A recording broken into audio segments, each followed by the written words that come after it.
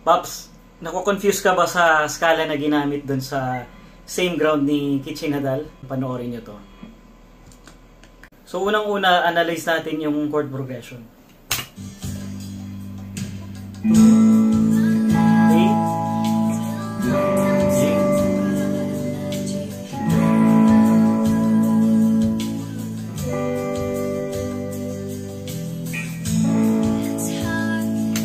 so, yun. Lahat ng stanzas, ganun lang. A, G lang. Actually, pati sa solo, ganun. So, kung familiar na kayo sa modes, marirecognize nyo to as Mixolydian mode. A, Mixolydian. So, anytime may tayo, may major key tayo, tapos two half steps down or whole step down, may major chord ulit tayo, that tells you na Mixolydian mode siya. And yung Mixolydian mode, siya yung fifth mode ng major scale. So, iti-trace back natin yung parent na Ionian or major scale niya. Mapupunta tayo dito sa D major. 1, 2, 3, 4, 5. So, yung D major,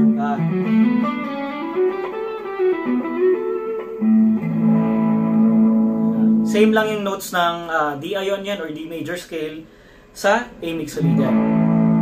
Tapos punta tayo sa chorus.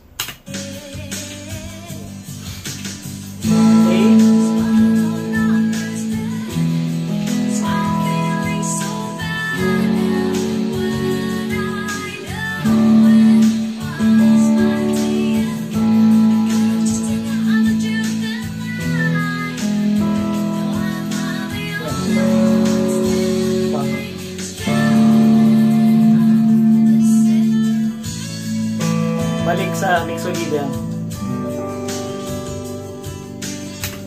Kung pansin nyo guys, di ba chorus, balik tayo sa lang, simple na Ionian mode lang. All good. Until sa huling bara ng chorus. Why am I the only one standing stranded? Yan. Meron tayong minor fourth na chord. So, yung tawag dito borrowed chord from a parallel mode.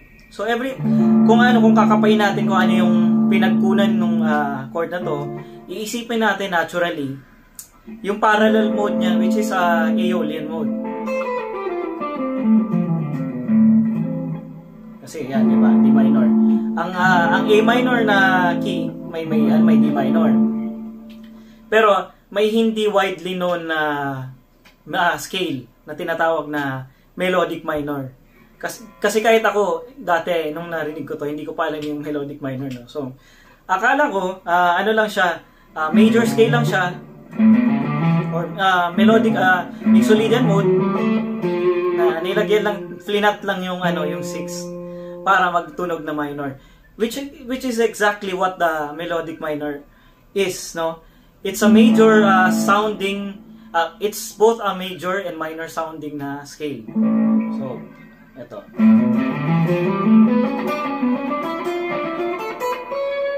Yan o, di ba? Yung major third yun ng A major, di ba?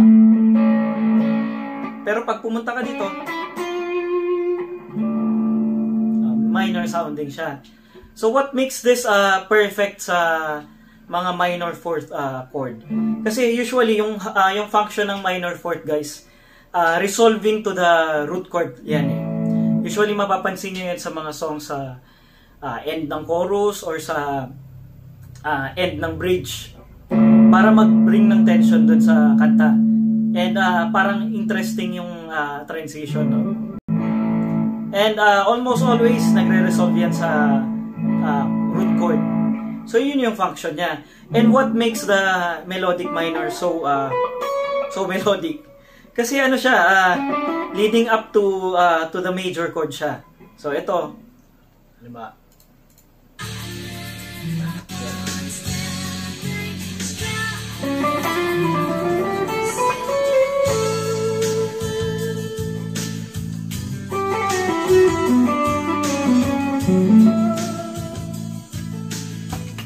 Yan.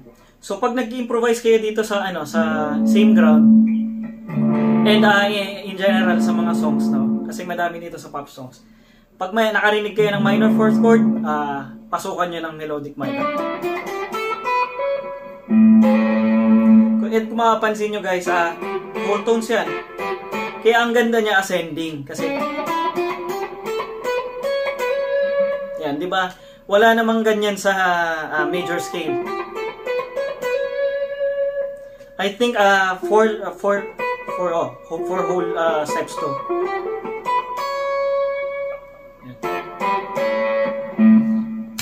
Sige, ano?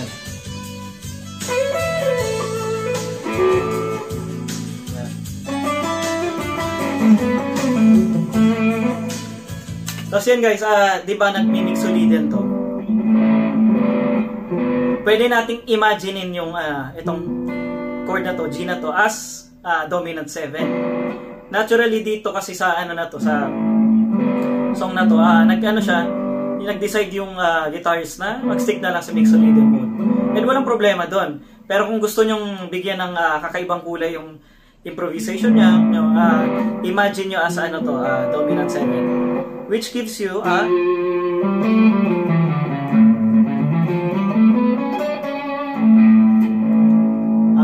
D melodic minor.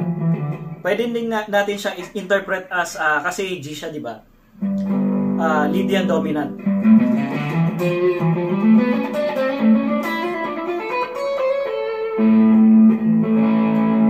Yung Lydian dominant, G Lydian dominant, same lang yan sa D melodic minor.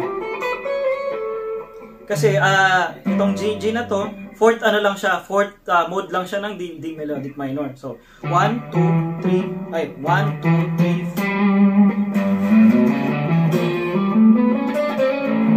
3. Tapos if it helps, kung nag-i-improvise kung mas familiar kayo sa mixolydian mode, minsan iniisip ko siya as mixolydian lang na flat yung 6. So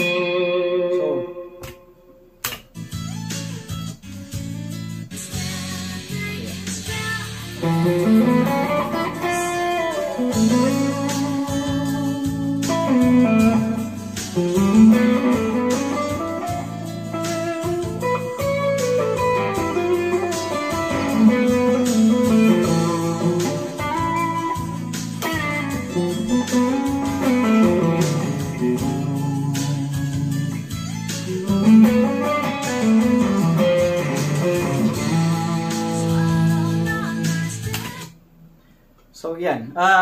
Yan, try nyo melodic minor or Lydian dominant. G.